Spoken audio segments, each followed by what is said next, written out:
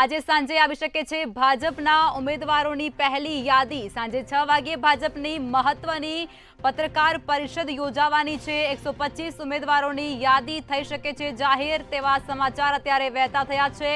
ગુજરાતના 10 થી 12 ઉમેદવારોની યાદી પણ થઈ શકે છે જાહેર। દિલ્હીમાં બીજેપી હેડક્વાર્ટર ખાતે આજે સાંજે 6 વાગે પ્રેસ કોન્ફરન્સ યોજાશે, જેની અંદરથી કહી શકાય છે સાંજે આવી શકે છે ભાજપની ઉમેદવારોની પહેલી યાદી। સાંજે 6 વાગે ભાજપના ઉમેદવારોની પહેલી યાદી બહાર પડી શકે છે। મહત્વની પત્રકાર પરિષદ છે તે પણ સાંજે 6 વાગે યોજાવાની છે, જેની અંદર 125 ઉમેદવારોની યાદી જાહેર થઈ શકે છે। ગુજરાતના પણ 10 થી 12 જેટલા ઉમેદવારોના નામ જાહેર થઈ શકે છે। આ યાદીની અંદર ગુજરાતના પણ 10 થી 12 ઉમેદવારોના નામ હોઈ શકે છે। દિલ્હીમાં બીજેપી હેડક્વાર્ટર ખાતે સાંજે 6 વાગે પ્રેસ કોન્ફરન્સનું આયોજન પણ કરવામાં આવશે। તો આ મહત્વના સમાચાર અત્યારે સામે આવી રહ્યા છે। આજે સાંજે આવી શકે છે ભાજપની પહેલી યાદી। ભાજપની 125 ઉમેદવારોના નામ જાહેર થઈ શકે છે।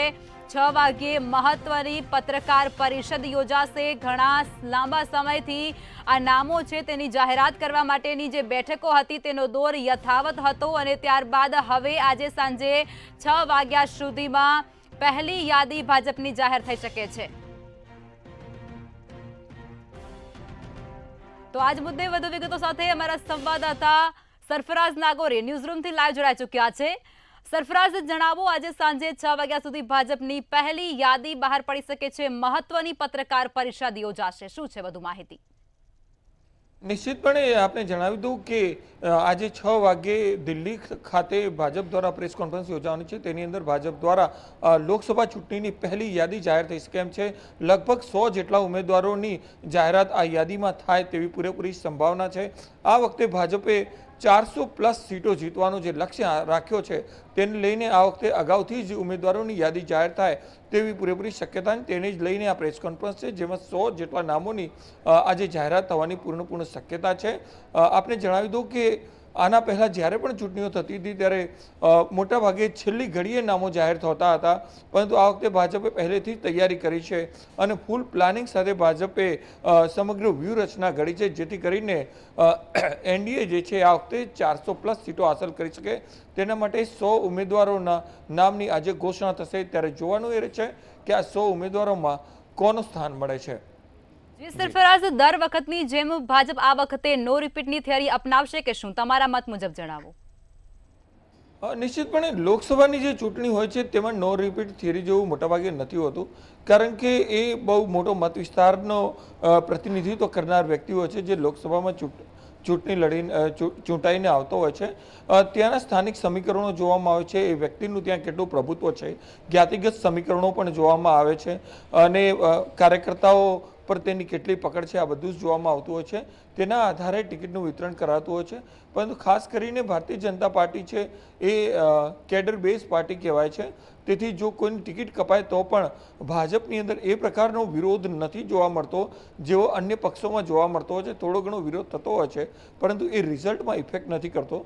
જ્યારે અન્ય પક્ષોમાં જોવા જઈએ તો જ્યારે પણ ટિકિટની ફાળવણી થતી હોય છે ત્યારે તેની સાઇડ ઇફેક્ટ બહુ ભયંકર થતી હોય છે અને તેની અસર રિઝલ્ટમાં જોવા મળતી હોય છે, પરંતુ ભાજપ એ ડેમેજ કંટ્રોલ કરવામાં ખૂબ જ માહિર હોય છે। તેથી જો કોઈની ટિકિટ કપાય તો પણ ભાજપ તેને ડેમેજ કરી શકે, ડેમેજ કંટ્રોલ કરી શકે તેવી પૂરેપૂરી તેની અંદર કેપેબિલિટી છે।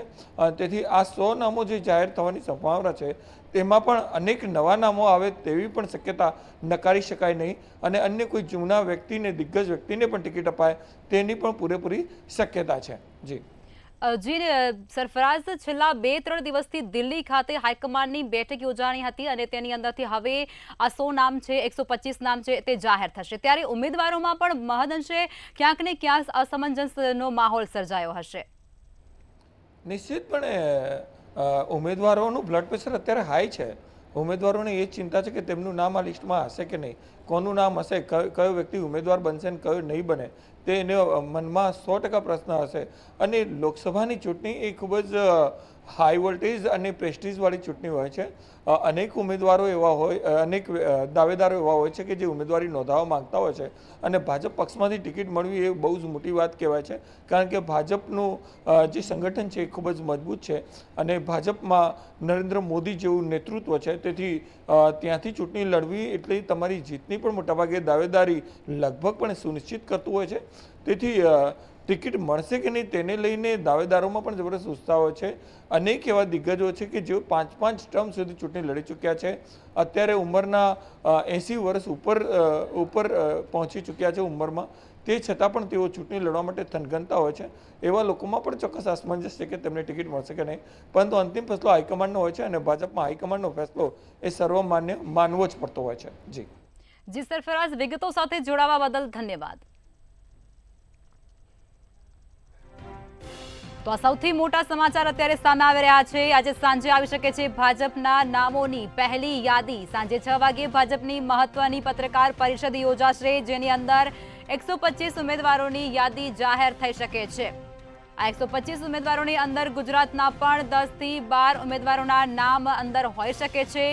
દિલ્હીમાં બીજેપી હેડક્વાર્ટર ખાતે સાંજે 6 વાગ્યે પ્રેસ કોન્ફરન્સનું આયોજન કરાશે, જેની અંદર 125 ઉમેદવારોના નામોની જાહેરાત થઈ શકે છે, જેની અંદર 10 થી 12 જેટલા ઉમેદવારો ગુજરાતના હોઈ શકે છે. ગુજરાતના 10 થી 12 ઉમેદવારોના નામ પણ આની અંદર સામેલ હોઈ શકે છે. તો આ સૌથી મોટા સમાચાર અત્યારે મળી રહ્યા છે. આજે સાંજે આવી શકે છે ભાજપની પહેલી યાદી.